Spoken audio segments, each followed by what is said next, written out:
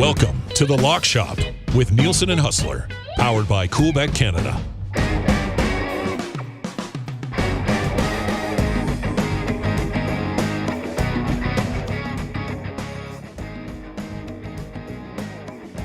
Can you turn? There we go. There we go. That's better. Huss, what's up, dude? How you doing, man? What's not up? Man, this is a busy day. Like, come on. I thought we'd be, talking about, a couple baseball picks for tonight. I know. And seeing what the CFL and lines NFL were. fantasy. I got some NFL fantasy stuff too, but yeah. Well, that's what I mean. I thought we'd be having like 40 minutes of kind of breaking down the first round and everything. But things got quite busy this morning. Like, I woke up to a DM from Remus about the double offer sheet that I'm sure dominated your show today. And then you'll laugh at this. Remus is going away for a few days. So we had to do CFL 110 today. Oh boy. So Jeff and I were ready to go at 10 in the morning today, Winnipeg time. And something happened with our OBS system that we use. And Remus couldn't get in. So we were saying, I don't know what's up. Well, listen, let's just restart the computer. And so we started about 15 minutes late. Well, 14 minutes into that 15-minute break, we saw the tweet that Nathan Rourke is back in the Canadian Football League and signing with the BC Lions. And needless to say, the docket or the rundown on both CFL 110 and WST got changed significantly upon that news. There's a lot to talk about. Expecting him to start this week against the Bombers. So, well, I have seen that it is possible he could start. But I'll be honest, if I had to bet on it, I think, what are they going to throw Jake Dolegala in there again? No, like Nathan Rourke at 50% is better than Jake Dolegala. Nothing against Jake Dolegala. So he knows the offense. There's nothing new here. He's been technically playing football and staying in shape through camp. I mean, I heard this morning it's like a 98% chance that Nathan Rourke plays this week. So yeah. I mean, and I'm going to be doing that game. I'm very excited. Rourke getting the offense back after the team got shut out against the very same team they just played. Like, it's going to be so good. It's going to be so good, buddy. Like, what a day. What a day. Like, I finished, obviously our show got blown up today by Holloway and Broberg, and we'll discuss that here in the Lock Shop too. And if you're listening on TuneIn or iHeart or at EdmontonSportsTalk.com, fire us a text 780-218-9999. If you're watching over on YouTube, feel free to hit us up there. Huss was ecking. Did you fix that, Zach? You just had to mute that. Yeah, you mute that one thing. That was happening this morning too. So our show gets blown up. Gage was on with me this morning. And then we're talking after about some other stuff. And I come out and I hear the Hangout boys talking about, the Elks ownership, which is something that we were kind of expecting to come down the pipe.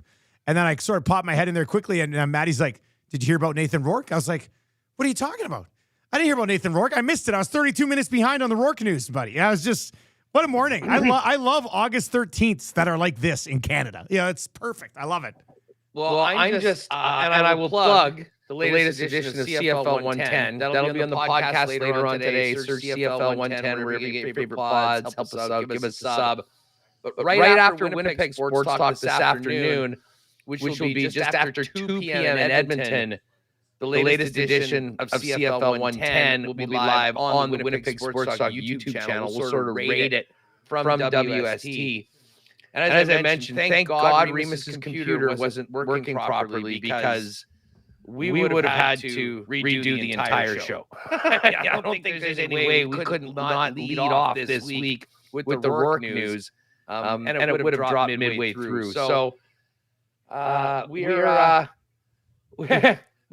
in. We've got lots to talk about today, but this is just massive news. And like, hey, listen, when you're in the take business and talking sports every day, sometimes you'll say things that are not right, or you whiff and miss. I think I said yesterday on the program that we're looking at even though he just got released by the Falcons, a 1 or 2% chance that he would be in the Canadian Football League this year. he's in it 18 hours after that. So that was a swing and miss, but hey, it's great for the league. And man, it's huge for the BC Lions. But I do wonder, Dusty, what are you thinking if you're VA right now? That's interesting, and I do believe Huss has got a little bit of an echo. We're working on that. We're going to get that sorted out. Zach's working on it right now. We'll get that fixed. Okay, so it's very interesting with VA because he was like, this is unlike any other situation that I think we've ever seen. He was the front runner for MOP prior to his injury in that shutout against the Winnipeg Blue Bombers. So that's the front runner for MOP getting banged up.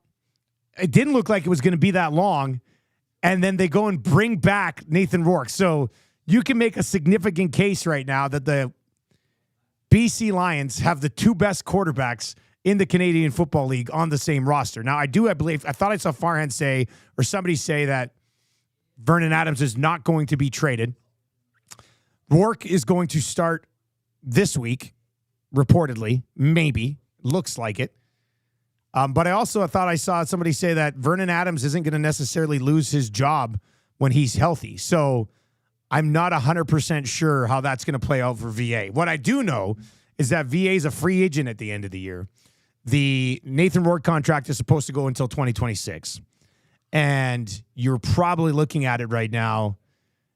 If you are Edmonton, who MBT's a free agent, Trey Ford's a free agent, they got new ownership coming in here.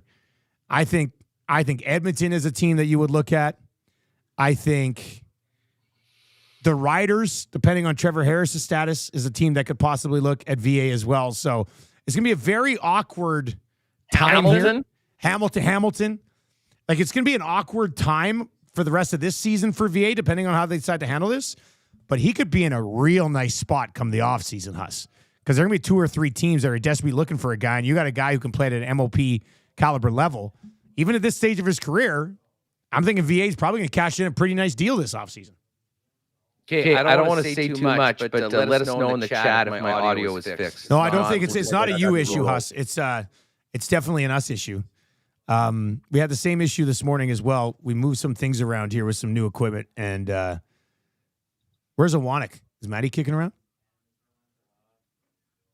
Is he here? Well, go get Matt though.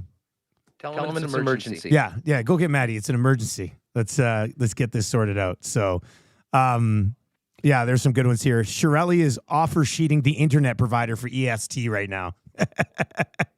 That's one of the best things that we got going on here is that Peter Shirelli's the vice president of hockey ops for the St. Louis Blues, and he's the guy who left this organization in an absolute tire fire of a spot. So that's frustrating as well. Am I echoing, or is it just Huss that's echoing? Maddie just ran into the side of the door. That was actually kind of funny. Awanik's on the case here. We'll get this sorted out. We'll see if Maddie can figure it out. But if you want to chime in, 780-218-9999, 780-218-9999. Spency 5 cents. He says, it's okay. I want to hear Huss twice as much anyway. So that would work out well as well. But yeah, Nathan, break down this dual offer from your side. Yeah, I mean, it's interesting. The Oilers have put themselves in, for lack of a better term, a real shitty spot here because they're up against a salary cap. You've got Evander Kane right now, who we've had reports. I mean, that was the big story yesterday here. Stoff tweeted out the fact that it looks like it's trending towards he's going to have surgery and begin the year on the LTIR. We've heard some conflicting reports earlier that maybe the surgery wasn't going to happen. Rashad said something today about they're still being determined on the surgery. If Evander Kane doesn't end up on the LTIR, it's impossible for the Oilers to make this thing happen because they're already $345,000 over the cap. And now you've got the St. Louis Blues dropping 4.5 on Broberg, who the Oilers are probably playing hardball with because you're sitting there looking at it going, they got no arb rights.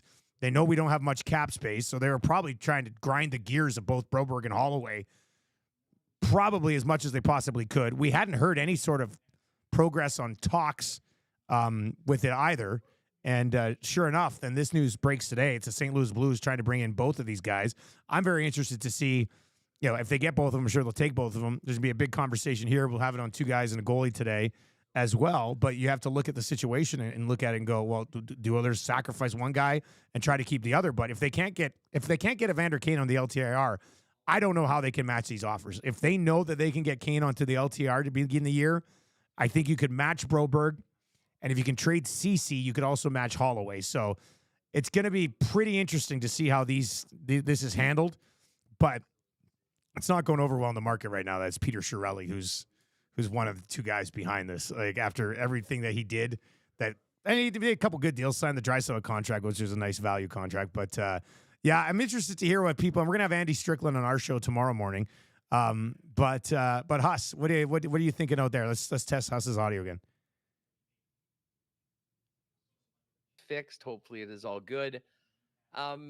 Listen, this is one of those situations that it's very rare, but when you operate the way the Oilers have had, with their signings at free agency, with the guys that they kept, with the uncertainty about Kane, you put yourself in a very precarious situation. And for a long time, it has been perceived like there's some sort of gentleman's agreement amongst NHL GMs that they won't go and do something like this to avoid retribution or retaliation from other GMs.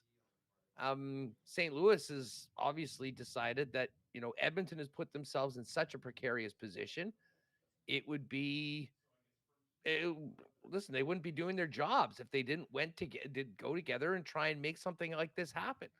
Like, the way that they structured it was very clear. It was to make it as painful as possible for Edmonton to match. I mean, it was like $1 less.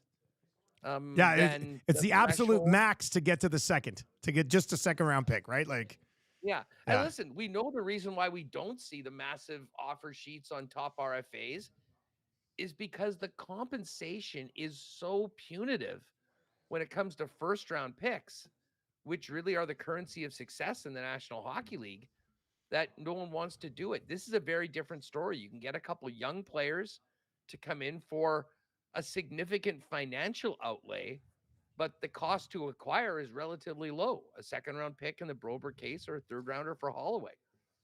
Some would say you wonder why this sort of thing doesn't happen more in these situations where you have some talented younger players on teams that are really cap-strapped. And maybe this is going to be something that spurs more general managers to work in this fashion. All I know is that it's tough for Edmonton because, when they looked ahead to next season, with all the guys that they have in, the money that they're paying, the extension that we're expecting, although that won't be in effect for this year for Draisaitl, you have to make some tough decisions. But these tough decisions, I think, have been sped up a little bit in that they've got 7 days to figure out whether they're going to match these offers or let these players walk. And if they do match it, it puts them in a far greater cap situation, knowing that they need to be cap compliant by the start of the season and have overextended their hand with so many players. So, I mean, it's a great, thank you, St. Louis, from a perspective of giving us something really interesting to talk about in the middle of August when nothing is going on, selfishly. But you had to know that this was something that they were open to. And now St. Louis has jumped the gun and kind of put the gun to the head of the entire Oilers management group that's, has to handle this. What do you think the most likely outcome of this? I'm sure you guys kicked this around this morning. I mean, you like they could match both, and because you got that 10% over the cap window during the offseason, right? Like, you can be over the cap in the offseason. So they could match both and be under the 10% over. And we're gonna have Hart from Puck PD on, two guys and a goalie here at noon to kind of dive into some of the details of these offer sheets a little bit more. So for everybody listening on TuneIn or iHeart, EdmontonSportsTalk.com, YouTube, Hart will be on two guys a little bit later on. But right now, with how the current cap situation is, I mean, we had a lot of people today saying you somehow match Broberg and just sacrifice Dylan Holloway because you picked up Matt Savoy recently, and you hope that he can kind of slide in as the young forward in the group. But the part that probably stings the most for the organization and Oilers fans is that the Oilers are an old team. Like, they're one of the older teams in the league. And Broberg and Holloway were the only prospects that were graduating with any sort of ready-to-play abilities in the National Hockey League, and now you're losing both of those guys if that what ends up happening here. So I have a hard time believing the Oilers are just going to be like, okay, we'll take the second and third. I'd probably lean towards they somehow determine which one they want to keep. Maybe it's Holloway just because they think they can fit him in a little bit easier. But you're in a situation here now. If Kane goes on the LTIR and you use that money to sign Broberg and then you sacrifice Holloway, well, then you're down Kane and Holloway next season after what was looking like an absolutely amazing offseason has taken a little bit of a twist in the last 3 weeks or so here right now. So it's horrible management that you put yourselves in a spot to get sniped like this by another organization, right? Like it's just, they've done this to themselves. Nobody in this market, nobody in any other market should feel bad for the Edmonton Oilers. This is called managing your cap properly. And maybe if you were aware of losing one of these guys to an offer sheet like this, and it's kind of short-sighted because if you were worried about losing one of these guys to an offer sheet, all you had to do was not sign Skinner, not sign Arvidsson, not bring Perry back on $1 million, not keep Adam Henrique. Like they kept everybody they wanted to keep, brought in a couple of guys that were almost like Skinner was almost like a bonus, but you put yourself in such a bad spot that now you're going to lose the only two young pieces that you really have in the organization. So they've done it to themselves, and I'm not 100% sure how it's going to sort itself out. It's funny. I've just pulled up Puckpedia here right now, and they have Dylan Holloway at 2.290, 457, and they've got Philip Broberg at his 4.58, 917, and with those contracts, the Oilers are $7.2 million over the cap. Is that what it says right now with those two contracts locked in, if that's what it is? Those are in on Edmonton, and it's minus. They have negative $7,225,541 of projected cap space. Now, here's the thing about Kane. Evander's on the books for 5.125. Yeah. To put him on LTIR, does he not have to be counting on the opening day of the season? That is, if you want that, that's why we're going to have Hart on today to get into all the details on this, because it's either his contract has to be on there. Cause one of the listeners, I saw this on Twitter earlier today. Like the most you want to make up, you want to have as close to the cap as you possibly can on opening day. And then however much you're over when you bring him back down is what is the wiggle room you're allowed. I don't have the correct answer right now. It's somewhat confusing, but Hart will be on two guys today to give us all the details on this. It's not like, from my understanding, it's not like you just say, okay, you know what? Evander's hurt. We're putting him on LTIR now, and his contract doesn't count, and let's add these guys in, and we'll just move forward.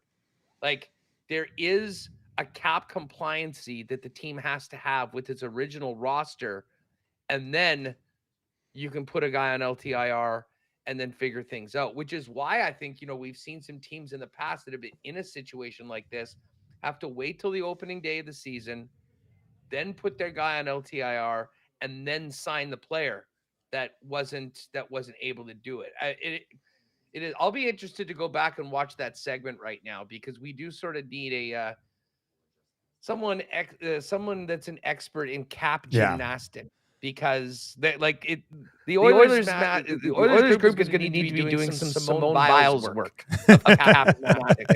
over the next little while if they want to make it done. And you called it. I mean, they obviously knew that this was a possibility. But with the additions of Victor Arvidsson, $4 million a year for the next two seasons, Jeff Skinner at $3 million this season, Corey Perry at 1.15. Like that's basically that 7.2 million that we just talked about. Now could the Oilers have signed those two players earlier to numbers less than St. Louis? Probably. Mm-hmm. But let's face it, they were looking to find a way to squeeze it all in. And younger players are usually the ones, especially if they don't have our brains. And they don't, right? They get squeezed a little bit. And the only way that they can be rescued is if another team comes in to give them an offer sheet. And obviously, in both of these cases, they feel this is what they're worth going forward, and they'll be more than happy to move on and get paid what they think they're worth if the Oilers can't match. Like I have a hard time seeing a way that they can match both of these contracts right now, Dusty. Yeah. I mean, it's going to be tough to do, especially when we look at the numbers. We'll have more of it, say, when Hart joins us, it'll be 12:40 today. So it'll be the final 20 minutes of two guys and a goalie. We'll kind of dive into what do they have to have at the start of the year? Because you are right, Huss. If you have to have Kane on the books at the start of the year, then to drop him down, that's going to screw you over, even if you go 10% over during the offseason. So we'll get into that. We know the Echo is back. Maddie's working on it right now. And are those guys both waivers exempt? No, they would have had to have cleared waivers this year. So so they can't just send them to the American League for opening day of the season and then call them up the day after they put Evander on LTIR. I'm pretty sure both are no longer waiver exempt. Somebody will correct me if I'm wrong on that, but I'm pretty sure neither of them could be sent down starting this year. So that makes sense, right? Because you're basically waivers exempt on your ELC, and now these guys are out of their ELC, going on to new contracts. So it is a precarious situation. And again, hey, good situation to be have when you have that much talent that the Oilers do have right now. But it comes at a cost, and the cost we have seen is being pressed right now by the St. Louis Blues. What was the consensus of the ESTers, the nasties? I mean, you don't like to be in this situation. Furious. But what are people saying? They're saying, hey, you know what? Like, does it make the signings that they make look less palatable? Like, are the fans kind of more like, hey, we'd rather have Broberg and Broberg and Holloway moving forward than we would the veteran players that they picked up in free agency that everyone was all fired up about when they got them. If this doesn't work, if they can't keep one of these two guys, you're basically turning in the future of Holloway for 2 years of Victor Arvidsson. You know what I mean? Like, it's not the greatest way to manage your roster. And I saw a lot of people say it's Broberg, the one that they feel like they have to keep. He showed well in the playoffs, but he's also a guy who's been up and down the last few years. Now, apparently this year he took a step because he did look better in the playoffs. However, I did see somebody say, what are they going to pay him? They're going to match and pay him $4.5 million to play on his offside where he got caved in the Stanley Cup final. So you know how it is, man. Like, as soon as this broke this morning, our numbers just went whoop right up as people are just full-blown freak-out mode. And as the one guy said, this is great news for us. We got something to talk about for the next 7 days. Like, for the next 7 days, we're like, all right, 6 days left to match. What happens now? 5 days left to match. And before you know it, rookies are reporting for rookie camp. So, huge move here. But, you know, it's funny because one of the things we're going to talk about on Two Guys today is coming out of free agency, the Oilers offseason was like an A+. But then they do the controversial Bowman hire. No matter what side you come out on it, it was something that took a little bit of dash off the offseason. And now you put yourself in such a tough spot. Somebody's trying to pick two of your guys off, your two youngest players. And I'm wondering if, like, has the Oilers offseason gone from like an A+ to a B- in the last 3 weeks? And we'll get into that a little bit on Two Guys today as well. So, yeah. Welcome back to the NHL, Stan. Here are Stanley Cup expectations. Here's the roster. And, oh, by the way, Army's on line one to inform you I know that Broberg and Holloway have signed with the St. Louis Blues. Your move. Welcome back to the league. It's fascinating. And, you know, just as I said, taking away that it's the Oilers in your market, I mean, just as a follower of the National Hockey League, it is very, very interesting that a team like St. Louis, you know, who has been sort of in a bit of a rebuild, looks to add to their group. But I have to admit, it's a brilliant way to go about doing it. I mean, as long as you're willing to, you know, part with the draft picks, if you have to, you're paying a little bit more. But I mean, you're getting quality young players just starting to approach the point that they should be playing their best NHL hockey for their career right now. So I think the timeline really makes it work with St. Louis, which is why they did it.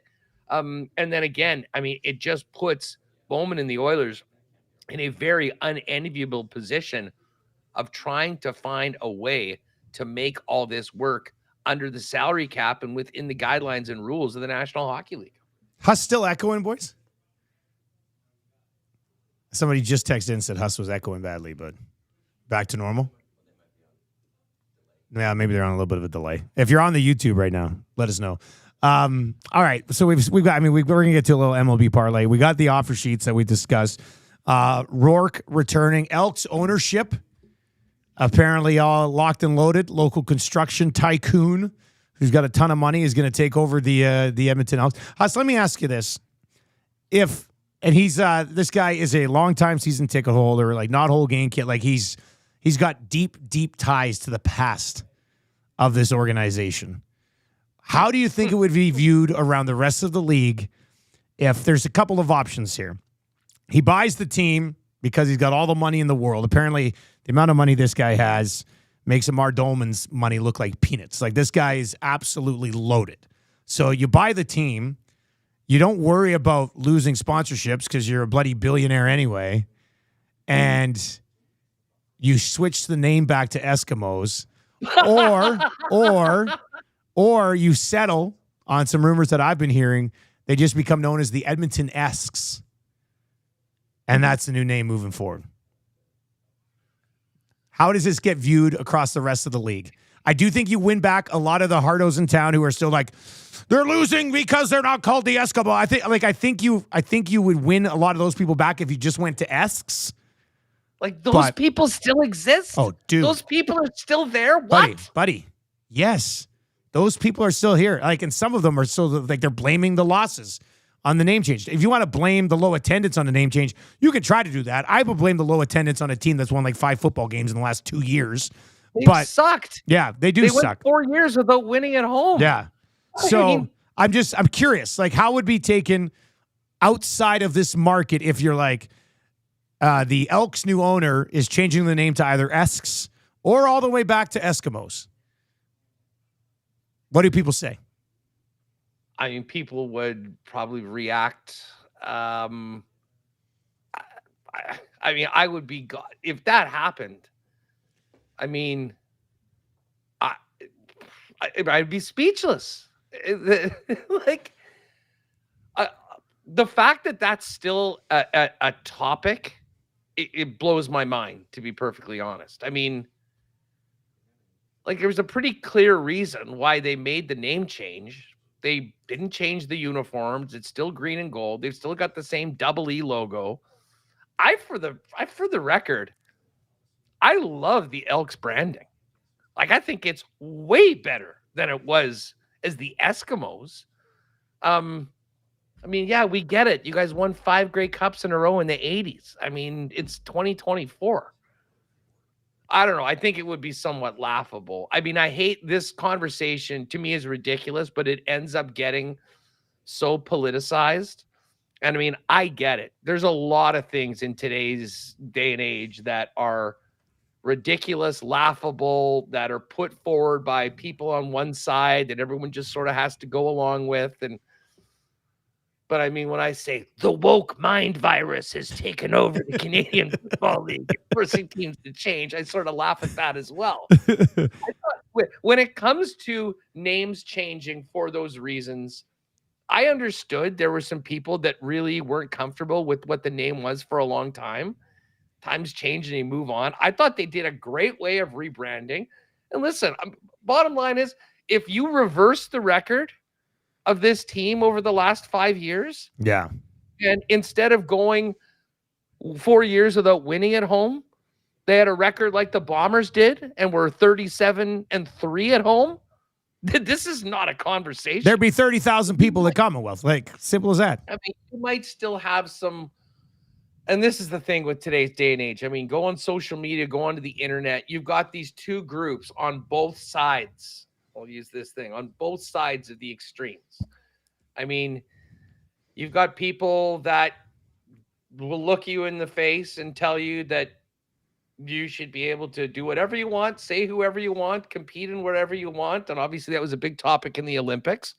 And most people will tell you that that is absolute insanity.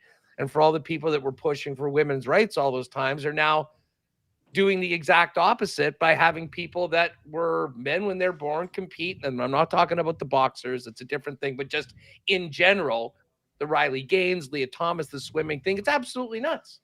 I mean, that's sort of on the left. And then you've got people on the right that are equally torqued in that other direction that are pushing things on like holding on to a name that was obviously offensive to a good portion of the population, to the fact that they did it. Like, I don't really know what the answer is. I just know that the majority of people live by common sense and in that 80% in the middle, not the 10% on the extremes on either side.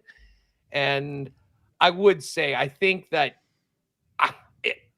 if they actually did go back to Esks or Eskimos, it would be perceived, I think, most places by most people that, have no skin in the game, moderates, as a very strange move that flies in the face of any progress. And I hate to tell you, gang, you're not winning any more games because you're changing the letterhead of the front office when they're sending things out. So, yeah, I mean, win some football games, put a good product on the field. I mean, get some people excited about what's actually happening. I really don't think that I would be shocked. Like, do they think they're going to change the name and all of a sudden they're going to go sell 10,000 season tickets? Oh, I honestly believe that some people think if they change the name, they'll sell 5,000 season tickets. Honestly. Like, I think there's that view. Like, I guess we are betting men because this is the lock shop. I would put a pretty hefty wager that by 2027 at the latest, if not sooner, they're no longer called the Edmonton Elks. I think we could see a transition again. So, yeah. To something new or going backwards in reverse. Back to the future, if you will. Well, I love Back to the Future. I think running it back a little bit. So we'll see. I mean, they haven't even officially had the press conference. That should probably come on Thursday, maybe. And then, we'll see what the messaging is. So, if Washington has a bad season this year, think they're going to go back to Redskins next year? Probably not. Probably not. Well, you know what? Once again, Guardians going to become the Indians next year? Do you realize how much we have to talk about here in Edmonton in the next 2 weeks? This is terrific. This is why Edmonton Sports Talk exists. Let's go. Hey, tell me something though about the actual owner. Like, I mean, is the fact that this is a topic and conversation going into it? I mean, is this guy just flexing his muscles and his accountant and trying to make some sort of political statement by taking the football over team with the goal to change the name? Or is this about putting a quality football team on that can actually resuscitate the CFL in Edmonton and give the great fans of Edmonton that have supported the CFL so well for so long a team that they can actually be excited about and be proud of? I think he's got a ton of money and he's going to do whatever he wants. He's just like, I want to get the team back that I grew up watching, and I'm going to buy them and I'm going to rebrand them to get back to what I want to see. Well, does the CFL allow that? I can tell you how that would go over in the CFL office. Yeah. Like a fart in church. Yeah. That's a fair point. I guess there'd have to be a hurdle which is why they might just settle on Esks. It's just, but for me as a play-by-play guy, I hate it because I'm like, Esks, it sounds weird. It's like a Calgary Stampeders, lead the Esks. I'd have to get used to that again. Yeah. But I mean, I could see the CFL being like, listen, we understand you want to restore some of the branding. Some of the, I believe you probably see the EE become the main logo again, like immediately, and then slowly. They could do that anyway. Yeah, you could slowly phase out a lot of the Elk stuff. But yeah, I could see the league being like, okay, listen, let's go Esks, and we'll go from there. So. It'll be a discussion point Thursday and Friday in this market. If we'll see how the presser goes. And, we'll see. But he's a guy with strong ties to the community, a buttload of money, and will be the sole owner of this football team and will not need to go to a board of directors or anybody to approve what he wants to do. So he'll be the guy who calls the shots. He owns like more than 30 companies. Like he's insanely wealthy. So we'll see. It should be fun to see it all play out, buddy. I'll tell you that. Well, as we all know, follow the money, and this team and this organization desperately needs money and desperately needs someone that will support it and be able to build it back up. I don't know whether this would be the best way to connect with a new audience and bring in new people in 2024 than going backwards with the name. But I guess I will sit back, and as Matthew Marode said, Huss, you're forgetting, this is Berta. And, God love it. God love it. But yes. Hey, quickly on the CFL, two other things. Hey, if you were Vernon Adams and you're a free agent in the offseason, where would you want to go? Hamilton? Saskatchewan? Edmonton? Great question. Let's assume Drew Brown is staying in Ottawa. Let's assume that the Toronto situation, Chad Kelly comes back. Like, if Chad Kelly comes back and plays poorly, if Chad Kelly has issues getting reinstated, I kind of think Toronto, just the city, quality team, good coach. They've been good the last few years, might be at the top of the list. Saskatchewan would be a really cool place to play. I think that if you are a CFL guy that has been around, you know how well that team is supported, what a big deal you are. It would be the opposite of being the quarterback for the Argos. You're in a bigger city. There might be some more benefits of being in TO, but no one really knows who you are. Whereas you were the big dog in Saskatchewan. Yep. So I think both of those places would be certainly under consideration. And Hamilton might be a combination of both. You're not too far away from, Toronto and the Southern Ontario for doing stuff, but you're also in a market that really does care about the Canadian Football League as opposed to what the Argos get. So it's a great question. I think a lot of it will have to do with what the situation in Toronto is. And look, if Trevor Harris comes back and plays well and the Rough Riders have a really good season, are they looking to move on from him? I'm not so sure. There's a lot of other shoes to drop in all this because he's going to be with them for the end of the season. I guarantee we have this conversation right now. It's different in a month. It's different in 2 months, and it's different after the Canadian Football League playoffs and the Grey Cup in Vancouver. All right, sticking with the Canadian Football League, and there has been some movement just with this Rourke news, I do believe. We were guessing the lines yesterday. Here's what the lines are. We'll give you our official CFL picks on Thursday. I'm here for Thursday's show this week. I don't fly out to Thursday afternoon, so I'll be here for Thursday's lock shop. Ottawa Red Blacks, Calgary Stampeders. Stamps are 3.5-point favorites at home. Were we inside of field goal? About an hour ago. That was 3 about an hour ago. Okay, so it's moved a little bit. Montreal Alouettes, just 1-point favorites on the road against the Riders. Now, Trevor Harris was taking first-team reps yesterday, right? So we're looking at Trevor. What's the latest with Cody? Is Cody going to be back this week too or what? Well, I think there's a good chance of it. That'd be great. I think this line indicates that it is likely to be Fajardo. It was actually, or was it 2 earlier when we started? That line's moved a little bit. It was minus 120 for Montreal, and it was even money for Saskatchewan. But what's interesting is that the line, yeah, that's right. And the line's gone from 2 to 1. It's almost like the lines moved one way and the money lines moved the other. I'm really not too sure. But I think, considering the defenses in this game, the fact that the total is 51, I think that would tell me they're thinking that Cody's going to play. But again, no confirmation on that. I think we'll have to pay attention to what's coming out of Alouettes practice to see. But Cody wants this game. Finally getting a chance to go back to Saskatchewan as a Grey Cup champ on a first-place team that's 8-1 against the team that let him go. This is your victory lap, man. This is Cody Fajardo's victory lap right here. And you know what? What an atmosphere that'll be. You're doing that game? I'm doing that game. Yeah, I got 2 great games. You could be doing 2 of the best, most anticipated regular season games in the last number of years in the Canadian Football League. Right up there.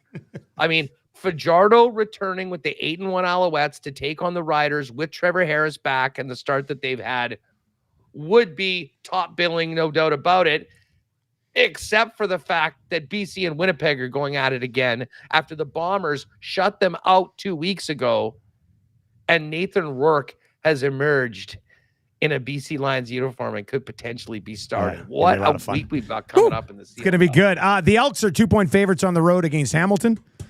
So, and it looks like it's going to be MBT there. And then Winnipeg Blue Bombers, 1-point favorites on the road. Now, you can correct me here, Huss. I thought when I looked at it this morning, it was 3 points. So I don't know if the lines moved 2 points just because of some Rourke news or if it had already moved before. That's exactly what's happened. Okay. It was three. And then when we were doing CFL 110, it was off the board, basically right after the news broke. So they've moved this line a point.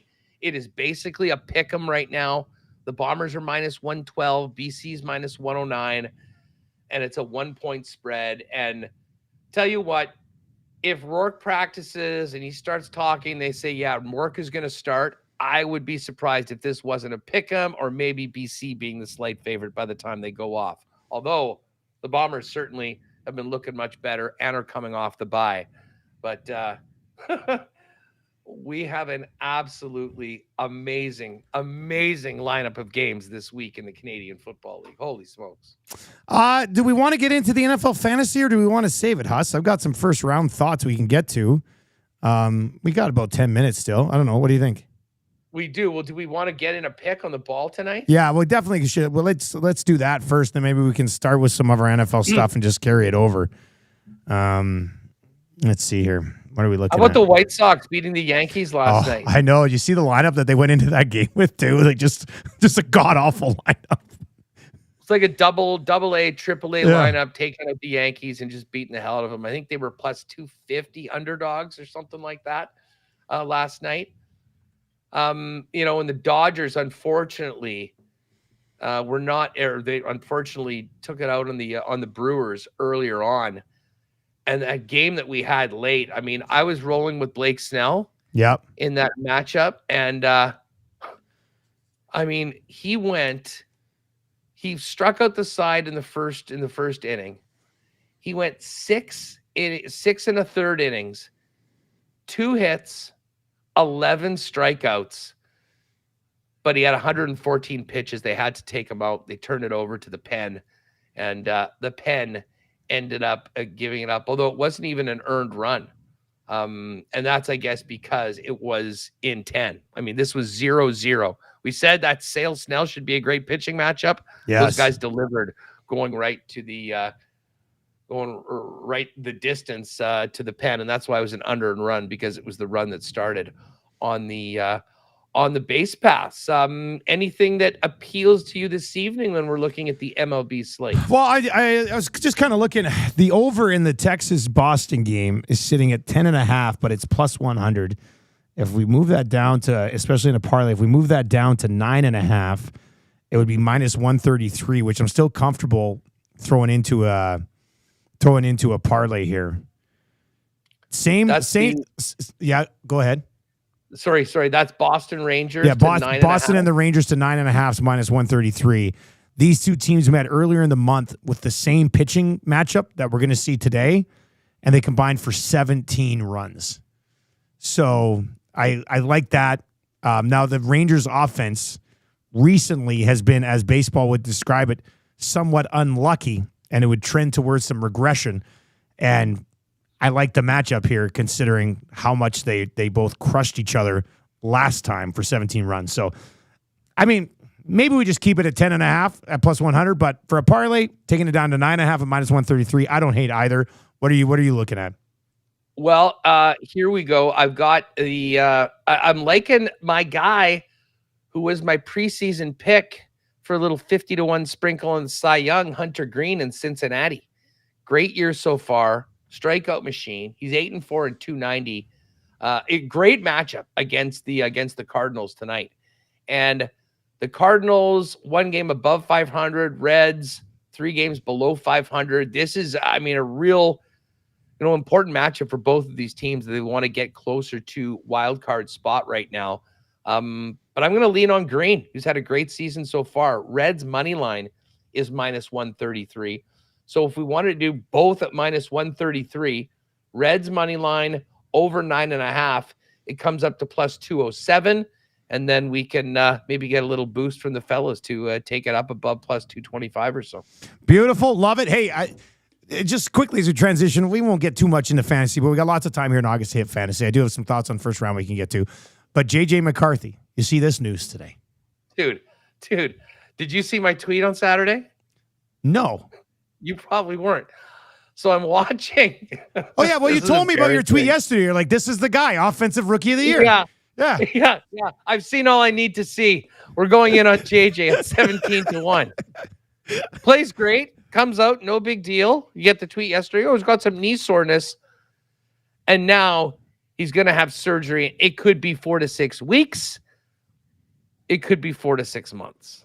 So just happy I didn't put a massive amount on that one, because that one might be dead. That one might be one of those future bets that just keeps popping up every time you're going into your open bet at Coolbet, and it's just sitting there staring at you for because it'll be in there for the entire season. I'll be going, oh my God, I really need to be reminded about the fiasco of the JJ McCarthy offensive rookie of the year bet every single time I go into my open bets. But that might be possible. Luckily, I'll be putting many more in before this season Yes, of starts. course.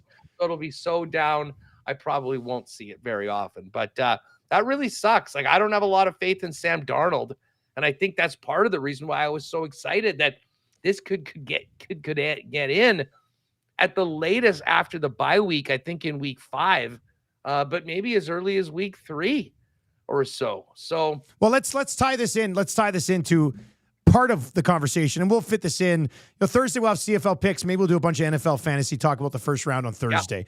Yeah. I think that'd be a good fit. I've got, there's basically, I've done a lot of mocks. I've already done a lot of best ball drafts. It's different than redraft, but there's basically 14 guys I'm seeing that are going somewhere between 1 and 12, and a different mix near the end. But Justin Jefferson's always there, because Justin Jefferson is viewed by many as simply quarterback proof. I mean, the guy's a monster. So, Huss, what are you thinking about Justin Jefferson this year? I've seen him go as high as 3. I've seen him go as low as 7 in some drafts. The J.J. McCarthy stuff, if you were excited about him, maybe this is a bit of a hit. And where do you view Jefferson with Sam Darnold as his quarterback? A lot lower than I view him with J.J. McCarthy, I'll tell you that. Yeah. I mean, I'm not ruling out Darnold being able to come in and have a really productive season. He has to throw to somebody. JJ. He has to throw to somebody, right? No, for sure. But just, we've seen Darnold in all of these spots just sort of be very, very mid. I think JJ McCarthy has the opportunity to be a real special player right now. Obviously, that's not happening soon. When I look at the top players, if you just look at the consensus rankings, you've sort of got Justin Jefferson as wide receiver 4 behind CeeDee Lamb, Tyreek Hill, Jamar Chase, and then Justin Jefferson. With this news, I think I'm probably more likely to take Amon-Ra St. Brown above Justin Jefferson. And to be honest, now that Aaron Rodgers is in kind of resetting and doing 2.0, I would think long and hard about taking Garrett Wilson over Justin Jefferson right now. If McCarthy's going to be out long term, we probably will know. I'm less bullish on AJ Brown. I know he's awesome, but I think about that Philly team. The fact that Barkley's there, I think they will probably run the football more than they have in the past. And I don't know, man. I still am not sold on Sirianni with Hurts. I think this could be a little bit of a regression season for the Philadelphia Eagles. AJ Brown, as long as he's healthy, is going to get his fair share of looks, targets, catches, touchdowns. But if you're talking about a number 1 receiver, there's some other guys in that mix that I'd sort of be thinking otherwise. Let me ask you this. PPR. Yeah. Well, we're talking about receivers. I've seen Puka Nacua go as high as late in the first round. Yeah. I've seen Cooper Kupp go sort of early 3rd round. Where are you at with the? Those two guys? That's too high for both of them for me. And I'm glad you brought up Puka Nacua because you'd listed off all of the other receivers that are going usually in the first round or in that 12, 13, 14 swing. Yeah. And I don't know. Maybe I'm just a little bit hesitant on Puka Nacua because he had such a great rookie season. Like, can he possibly get close to? But all these other guys, like A.J. Brown, I'm with you on A.J. Brown. I think I'd rather have Garrett Wilson than A.J. Brown, but it's close. But I'd still rather take A.J. Brown ahead of Puka Nacua. And I have seen a lot of people take Puka Nacua ahead of A.J. Brown. I just don't think I can use like the 9th overall pick on Puka Nacua. I just don't think I can do that, which is why, and this is something we'll dive into on Thursday, like what's the ideal spot to draft from? And I either want a top 7 pick or I'll just take like 11, 12 and I'll swing it down there. Cause I don't like having to choose between Puka Nacua and A.J. Brown. I've seen Saquon trickle up there, Jahmyr Gibbs, but he's recently banged up as well. So that's going to change a few things. Concerning to me. So I don't necessarily love that 8, 9, 10, 11-ish spot. And maybe I'm wrong. Maybe I'll miss some Puka, but I'm also not using an early third on Cooper Kupp. Like that's not happening either this year. So I think there's got to be some sort of middle ground. Like I'd probably consider taking Puka Nacua at like 14, 15. And then Cooper Kupp's like a late 4th round guy for me, but he'll be gone. We'll see. Yeah. He'll guaranteed be gone by then. I mean, he looks and sounds like he's really good. I think there's a chance he might get re-injured later on. But Kupp could be a guy that you get in the draft, watch him go out to an awesome start, and then trade high. I'm worried that he might not be able to last at all. Here's one other one for you. And this is a nice little teaser for some future conversations about running backs. A guy that I follow that I know from a very, very smart fantasy guy was in and I guess this is a best ball draft, so that probably changes things a little bit. But they were putting this thing out, and the guy that had the number 1 overall pick took Bijan Robinson. I knew you were going to say that name. When you said, I figured you were going to surprise, and I was like, I bet you he's going to say Bijan. Bijan Robinson at number 1. Then it went McCaffrey. Then CD, Amon-Ra St. Brown at 4. Tyreek Hill. Then 2 more running backs, Breece Hall, Saquon Barkley. Then Jefferson. Then Chase, A.J. Brown, Wilson, Puka Nacua. So anyways, that was the first round. But a lot of new things happening in Atlanta this year. Where are you at on Bijan? Like, should he be in the mix right there? Keep in mind, McCaffrey is hurt right now, and he could be affected for the first 4 weeks. Yeah, I mean, I don't think I'm going first overall in Bijan Robinson. I hope he comes through because I've got him in a couple dynasty leagues. What's that? Just even. I'm on running backs. Is he a clear number 2 for you? He's a clear number 2 for me. I mean, Christian McCaffrey, when healthy, is the best fantasy weapon in the league. So, but Robinson, I like Rob. Well, Breece Hall was involved quite a bit in the passing game last year, but does that change with Aaron Rodgers? Right, Aaron Rodgers, I think, will want to push that ball downfield a little bit more. So, I do like how much the Packers ran though in the past, and Nathaniel Hackett was their GM. I mean, they always try and establish the run and make you respect the run. I mean, because Rodgers in play action is as good as anybody. I might get burned a little bit by having Bijan as high as I do. But they've been talking a little bit about how he could have a Christian McCaffrey size role in that offense, like you kind of expected when he came out of college, and it just never happened with Arthur Smith. So, if not Christian McCaffrey, it would be Bijan Robinson for me as the top running back. I think I'd still go, like if Bijan, let's say it's Christian McCaffrey for me, and then I like CeeDee Lamb, I like Tyreek Hill. I do like Amon-Ra St. Brown. I mean, he's a PPR machine, and I love the Lions offense.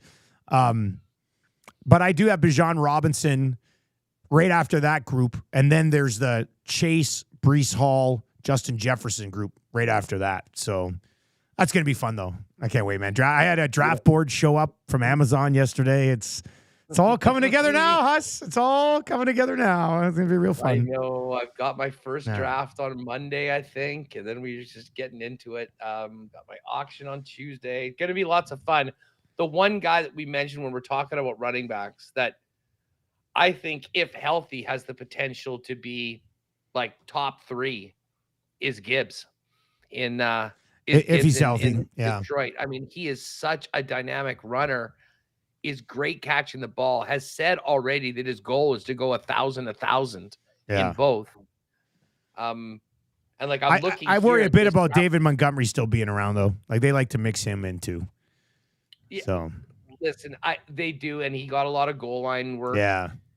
But if David Montgomery doesn't exist and Jahmyr Gibbs is healthy, I think you could justify him RB1. Honestly, like I was just about to say. Yeah. I mean, yeah. And like, even if that doesn't happen, I just think they'll save their Gibbs is so electric. They are going to get him the ball more if he's healthy than they did when he was sort of just learning the ropes as a rookie.